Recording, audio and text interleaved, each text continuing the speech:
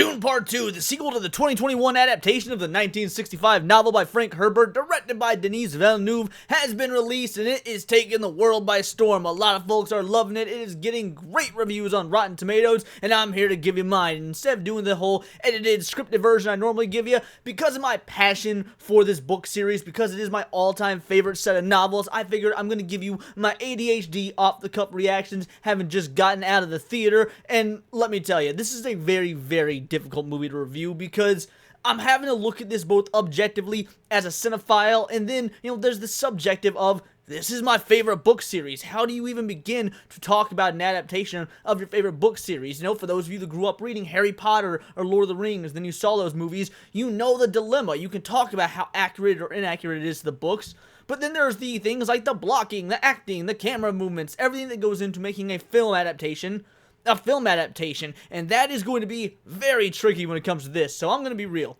There's going to be spoilers. I can't think of a way to do this without spoilers, so, that's your warning. If you haven't seen the film, well, this probably isn't the review for you until you watch it. But if you don't care about spoilers, or, if you have already seen it, then welcome, sit down, children. Let's talk about Dune. I want to say, there's some problems with this film. I'm not going to jump off, start talking about the negative, because I think that there's a lot of positive about it. However, I'm going to jump out the gate and say the first one is better. And there are a few reasons for that. Namely, the first one is more source material accurate. But let's talk about the film as a film first. Before we start talking about the books, let's talk about the movie itself.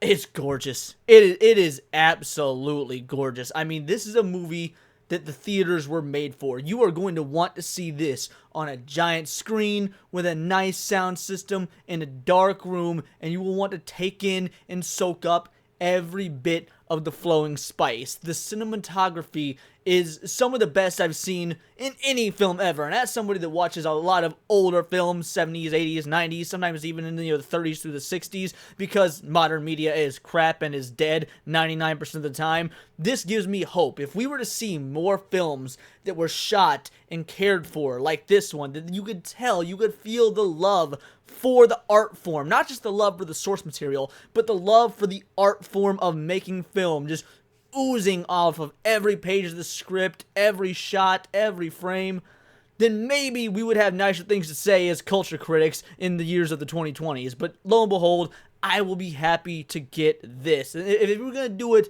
to one film, then I'm glad that it is the sci-fi epic that is Dune that absolutely deserves it. A lot of individuals, myself included, talk about an overuse, overabundance of CGI, how we pine for a return to practical sets. Well, maybe if CGI were done more like this, and all the other films we complain about, we wouldn't be saying that. I mean, don't get me wrong, I'm sure there is a lot of practical work in this film. The choreography for the fight scenes, for example, there's a lot of practical work done.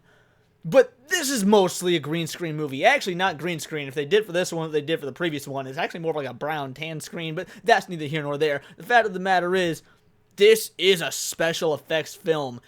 And it shows, but not in a bad way, in the most painstakingly beautiful way. You watch this, and while you know in your head that, yeah, it was made on a computer on account of desert planets and flying insect robot little machines don't exist, it is so beautifully shot and rendered just like the first one that it allows you to easily suspend your disbelief. And I gotta say, I want that in films that have to use CGI. A lot of people would say the same thing about James Cameron's Avatar films. And granted, I think these blow those out of the water in terms of the special effects. At the end of the day, they are special effects films. That's why people watch the Avatar movies, because they certainly aren't watching them for the story. Dune, on the other hand, you are watching for the story, but you're also watching for these effects, you're watching for the characters, and you're watching, maybe not initially, but it comes to your mind, you pay attention to the score. A lot of individuals I've heard criticize the first film because the score and the sound effects sort of intermingle,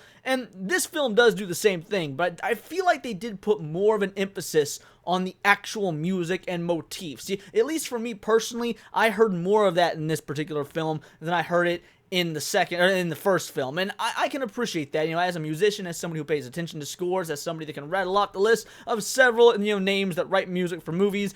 This was definitely some fantastic work, and I would say it's an improvement over the first. As far as the acting goes, Oh, so all the returning cast did fantastic, but Austin Butler kind of stole the show for the new cast, and you're probably going to hear a lot of other individuals say that. I mean, I don't want to, if you know who his character is or know about his character from the books, then you know the type of individual that you're about to, feast your eyes on. But for those that, I know I said this is going to be a spoiler review, that's probably the one thing I'm going to keep to myself. I don't want to spoil Austin Butler's character too much or a whole lot of what he gets involved in, but chilling.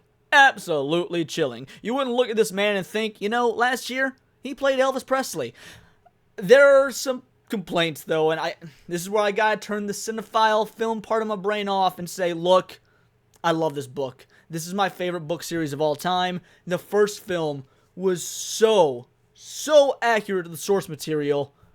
Why the hell did this one fall apart like it did? And I shouldn't say it fell apart. It is still a good movie.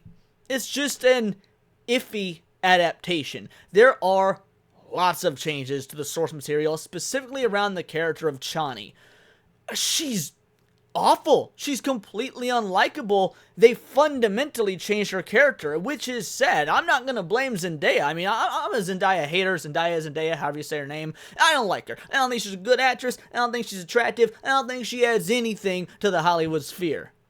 So when I say this was not her fault, you gotta understand where I'm coming from. I'm about to hate on this character, with it played by an actor I normally can't stand, and it's not her fault. The writing, the complete change of the character, is something that this actress couldn't salvage. Chani is supposed to be a loving wife. She's somebody that Paul Atreides, his ultimate confidant, especially after the murder of the vast majority of his friends and family. And yeah, you get a little of that here, until you don't, and she becomes a vindictive ex, basically. It's such a strange change. It also leads to the fact that they don't have their son. If you've read the books, that Chani and Paul have a son at their time together living with the Fremen, and no, completely gone. Axed from the story. If you guys know what happens to that son as well, since he's not around to exist, once again, what happens to the son doesn't happen in the movie either. They also changed the time frame. While in the book, there's about a 2-year time skip where Paul is shown living with the Fremen. That's gone in this movie. It's just a matter of months. The film picks up immediately after the end of the first one, and then you get some, you get the movie of him palling around with the Fremen for about 6 months until it's time to, continue the war against the Harkonnens, and that's why you miss out on so much. Paul doesn't have the relationship with Chani he needs. He doesn't have the relationship with Stilgar he needs. The relationship really with his mother and his little sister. All right, let's talk about his little sister, Alani. She's not born in this. I mean, again, because the 2-year time skip doesn't happen, Paul's mother, Lady Jessica, never gives birth to Alani, so instead, she's pregnant with her the entire film. Now, they do work with that in an interesting fashion, and I'm not going to say it's bad. In the context of the film, in a vacuum, it works. But by not having Alani be born, and by not having Alani be the one to commit certain acts near the end of the movie that they end up giving to Paul, well, it changes the fundamentals of the later books. So if they do end up attempting to adapt Dune Messiah in Children of Dune, well, you're going to have to work around some things because Alani wasn't born and therefore didn't do some of the stuff from the first book. It's such a strange mentality to me to do this. I mean, I read as to why Denis Villeneuve made the changes he made, and I won't lie, I completely disagree with him, but we'll cover that at a later time. The fact of the matter is, there's also one more massive change that completely and utterly adds nothing. The concept of the fundamentalist Fremen as opposed to the more secular Fremen. Apparently, the Fremen that you see near the end of the first Dune film, they don't really believe in this whole Messiah, godly nonsense. They don't think that Paul is some godlike figure, some prophet that's going to deliver them. No, he's just a dude. He might very well be a spy, or he's lying to them. And then the religious Fremen, the people that look at him as if he is the god, the Messiah, well, they live on the other side of the planet. That was never in the books. There was no north and south divide between the Fremen, and there was definitely no trek or journey to the other side of the planet to meet with these Fremen and try and get them as his warriors, which is absolutely what happens in the book, or in the film, I mean. What did that add? It didn't change enough to justify the change. It didn't add anything new to make what was added worthwhile. It's just different for the sake of being different. I for the life of me, can't tell why this was done.